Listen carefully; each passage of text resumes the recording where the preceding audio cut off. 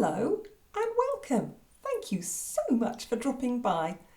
Well, I'm going to dive straight in today. No big introduction. Let's just go straight in there. I'm talking today about how to have a frugal mindset. Because it's all right, isn't it? For some people, they can just save money. They can just get by. Some people can and some people can't. But how do you get into that mindset? How do you get into there? So let's start off with straight away how to have a frugal mindset. You know me, 5 quick reasons. So first of all, if you have a frugal mindset, you consciously notice consumerism all around you.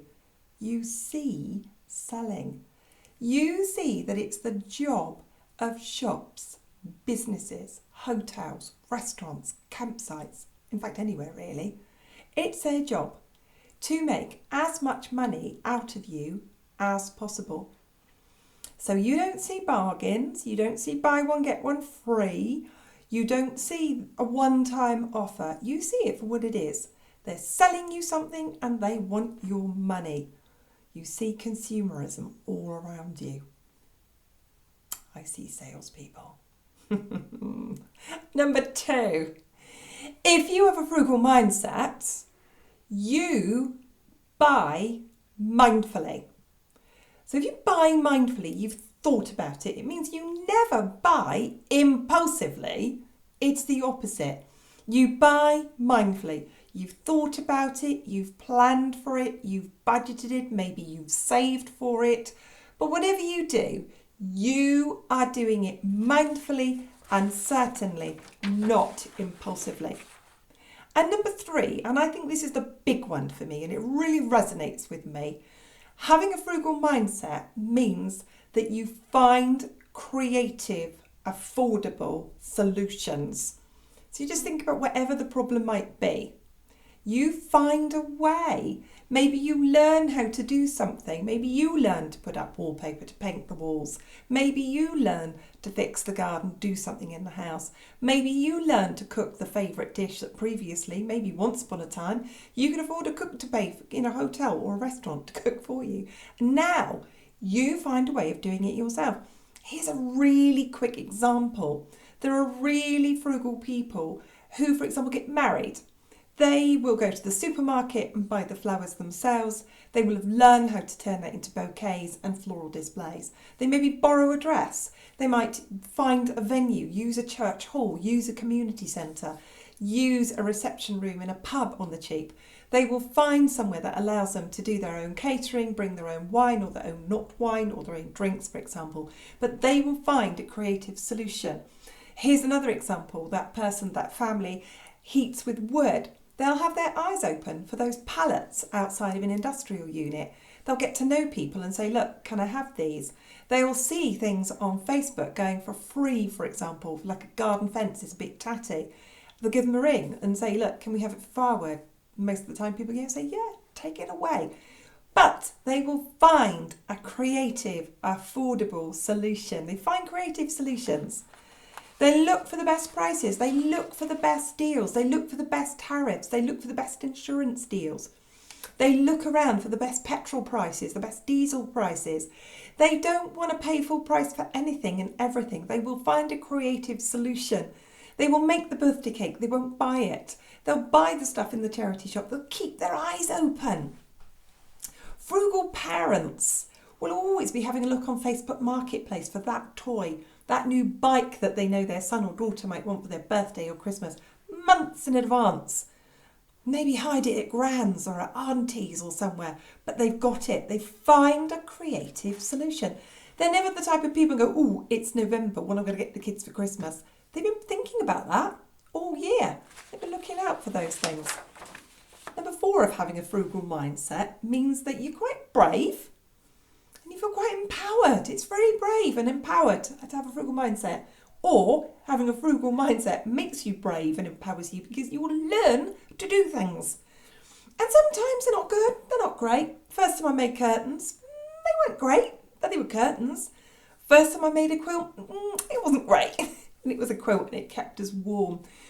First time I made new cakes or a new dish or things I hadn't done before, or we decorated in our house or we grew something in our garden, I got to tell you, it wasn't great. It wasn't great. We got better at it because we kept going with that. We kept being brave. We didn't give up. We were empowered. So having a frugal mindset is empowering, or the other way around. You are empowered because you've got a frugal mindset. Number 5 of having a frugal mindset.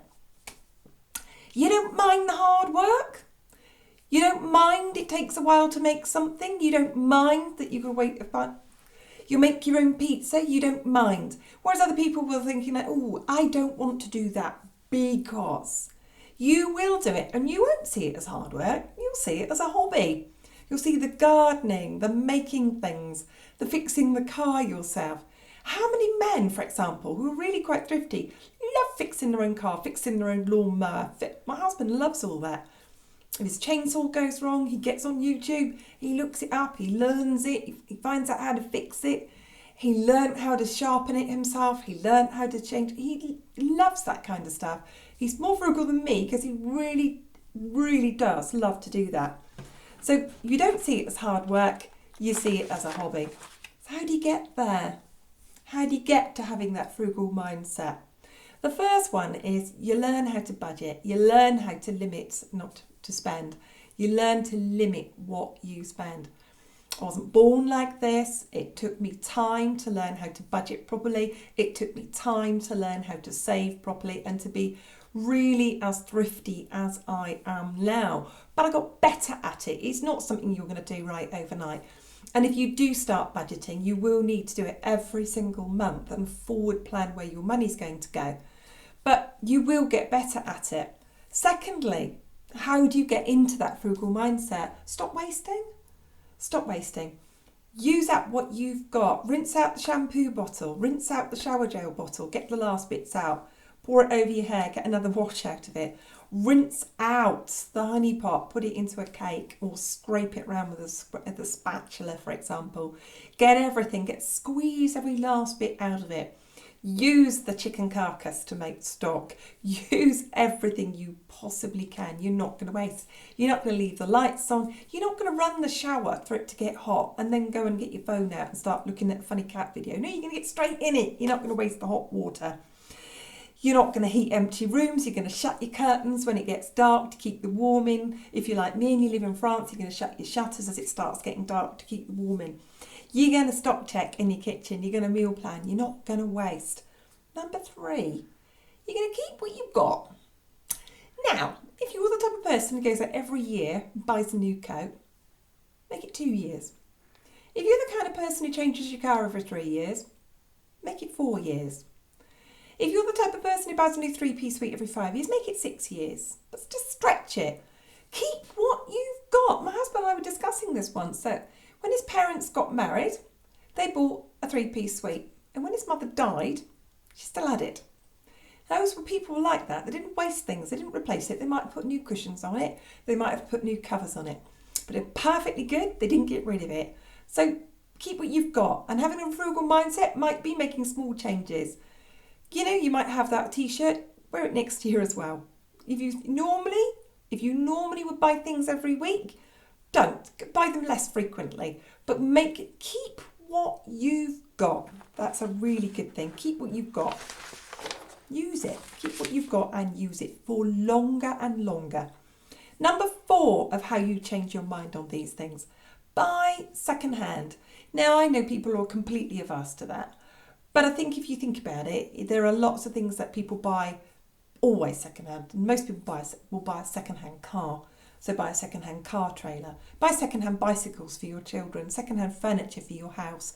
I'm standing on second-hand carpets, my curtains are second-hand, my desk is second-hand, my dining room table is second-hand. Loads of things in my house are second-hand. Lots of my clothes are, lots of my tech, my webcam is secondhand, my laptop is secondhand. All those things that you would and you can buy secondhand. Do your research, look for what's good, be savvy about it, but start buying things secondhand. If you've never done it before, just look into that. Buy secondhand.